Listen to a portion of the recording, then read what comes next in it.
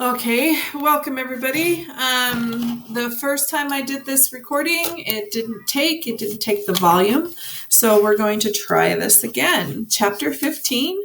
Please make sure that you follow along in your book and make any notes within the margin that you can, or highlight, or whatever you do to annotate. Okay, so let's go ahead and get started. Page 105. Chapter 15. I stood by Topthorn and Friedrich all that day and into the night, leaving them only once to drink briefly at the river. The shelling moved back and forth along the valley, showering grass and earth and trees into the air, and leaving behind great craters that smoked as if the earth itself were on fire. But any fear I might have was overwhelmed by a powerful sense of sadness and love that compelled me to stay with Topthorn for as long as I could. I knew that once I left him, I would be alone in the world again, that I would no longer have his strength and support beside me. So I stayed with him and waited. I remember it was not fear. It was near first light, and I was cropping the grass close to where he lay, when I heard, through the crump and whistle of the shells and the whining sound of motors, accompanied by a terrifying rattle of steel that sent my ears back against my head. It came from over the ridge, from the direction in which the soldiers had disappeared, a grating, roaring sound that came ever nearer by the minute. A louder and louder again as the shelling died away completely. Although at this time I did not know it as such, the first tank I ever saw came over the rise of the hill with the cold light of dawn behind it.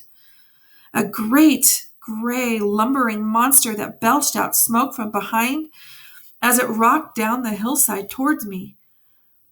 I hesitated for only a few moments before blind terror tore me at last from Topthorn's side and sent me bolting down the hill toward the river.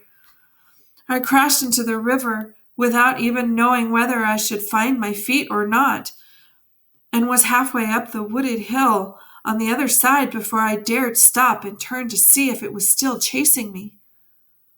I should never have looked, for one monster had become several monsters, and they were rolling inexorably down toward me, already past the place that Topthorn lay with Friedrich on the shattered hillside. I waited, secure, I thought, in the shelter of the trees, and watched the tanks ford the river before I turned once more to run. I ran, I knew not where. I ran till I could no longer hear the dreadful rattle, until the guns seemed far away. I remembered crossing a river again, galloping through empty farmyards, jumping fences and ditches and abandoned trenches, and clattering through deserted, ruined villages before I found myself grazing that evening in a lush, wet meadow and drinking from a clear, pebbly brook. And then exhaustion finally overtook me, sapped the strength from my legs, and forced me to lie down and sleep. When I woke, it was dark and the guns were firing once more all around me. No matter where I looked, it seemed the sky was lit with the yellow flashes of gunfire and intermittent white glowing lights that pained my eyes and showered daylight briefly onto the countryside around me. Whichever way I went, it seemed it had to be toward the guns. Better, therefore, I thought, to stay where I was.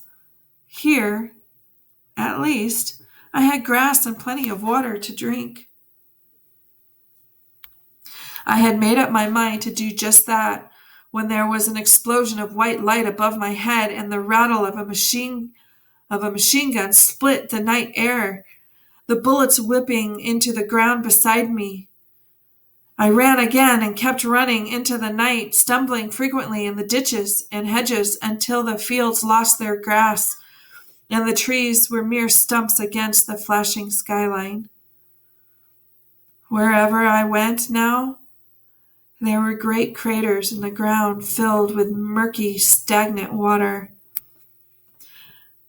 It was as I staggered out of one such crater that I lumbered into an invisible coil of barbed wire and that first snagged and trapped my foreleg. As I kicked out wildly to free myself, I felt the barbs tearing into my foreleg before I broke clear. From then on, I could manage only to limp slowly into the night, feeling my way forward. Even so, I must have walked for miles, but where to and where from, I shall never know. All the while, my leg pulsating with pain on every side of me, the great guns were sounding out and rifle fire spat into the night. Bleeding, bruised, and terrified beyond belief, I longed only to be with Topthorn again. He would know which way to go, I told myself. He would know. I stumbled on into the night, guided only by the belief that where the night was, at its blackest, there alone I might find some safety from the shelling. Behind me, the thunder and lightning of the bombardment was so terrible in its intensity, turning the deep black of night into unnatural day, that I could not contemplate going back, even though I knew that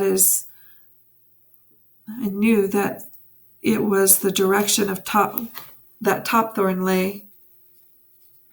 There was some gunfire ahead of me and on both sides of me, but I could see away in the distance a black horizon of undisturbed night, so I moved on steadily towards it. My wounded leg was stiffening up all the time in the cold of the night, and it pained me now even to lift it. Very soon I found I could put no weight on it at all. This was to be the longest night of my life, a nightmare of agony, terror, and loneliness.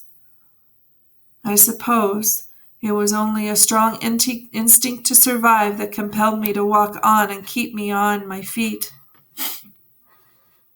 I sensed that my only chance lay in putting the noise of the battle as far behind me as possible, so I had to keep moving.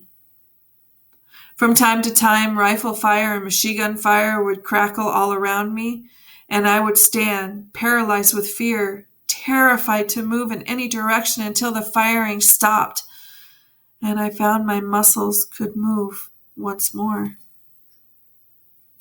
To begin with, I found the mist hovering only in the depths of the craters I passed. But after some hours, I found myself increasingly surrounded in a thick, smoky autumnal mist, through which I could see only the vague shades and shapes of dark and light around me. Almost blinded now, I relied totally on the ever most distant roar and rumble of the bombardment, keeping it all the time behind me and moving toward the darker, more silent world ahead of me. Dawn was already brightening the gloom of the mist when I heard the sound of hushed, urgent voices ahead of me. I stood quite still and listened, straining my eyes to find the people whom they belonged. "Stand up! Get a move on! Get a move on, boys!" The voices were muffled.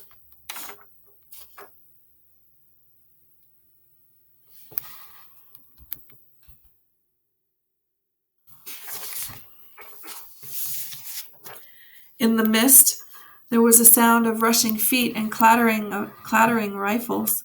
"Pick it up, boy! Pick it up!" "What do you think you're doing? Now clean that rifle off and do it quick!" A long silence followed, and I moved gingerly toward the voices, both tempted and terrified at the same time. "There it is again, Sarge!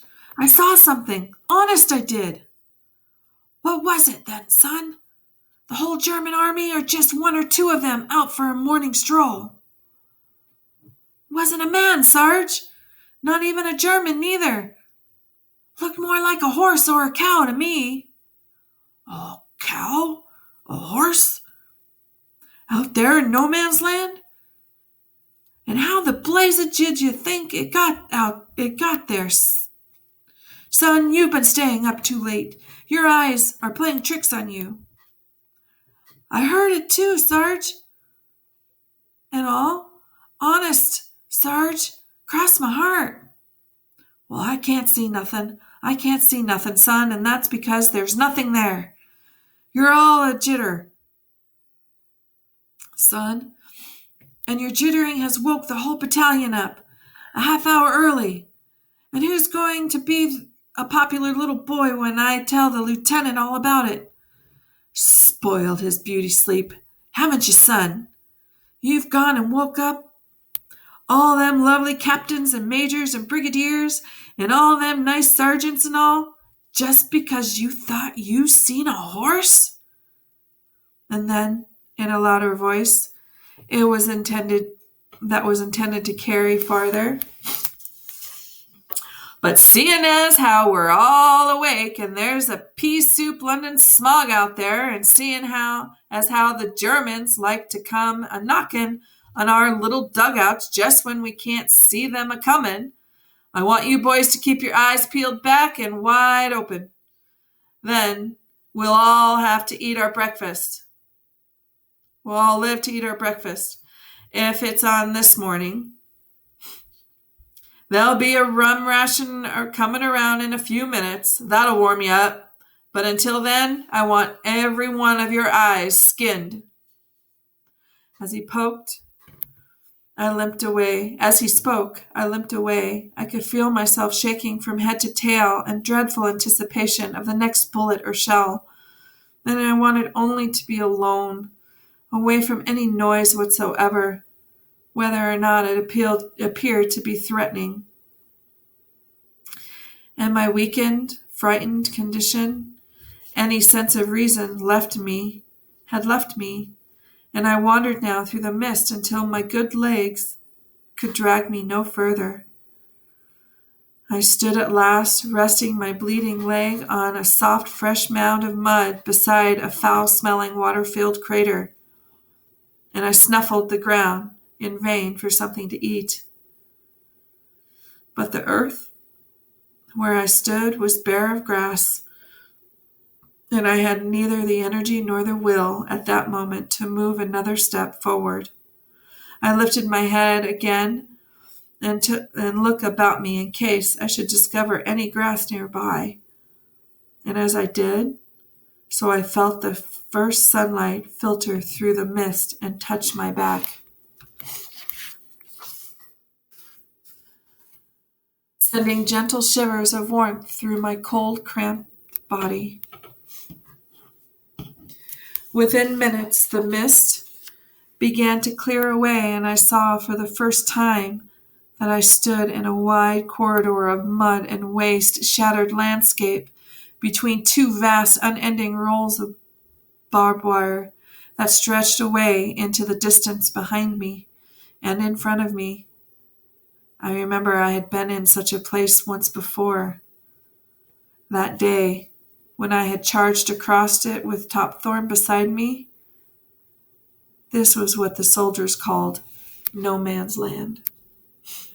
Okay, ladies and gentlemen, make sure you go back through and you do your annotating. Any words that you don't know, make sure you try and define them with your context clues and answer your questions. Thank you.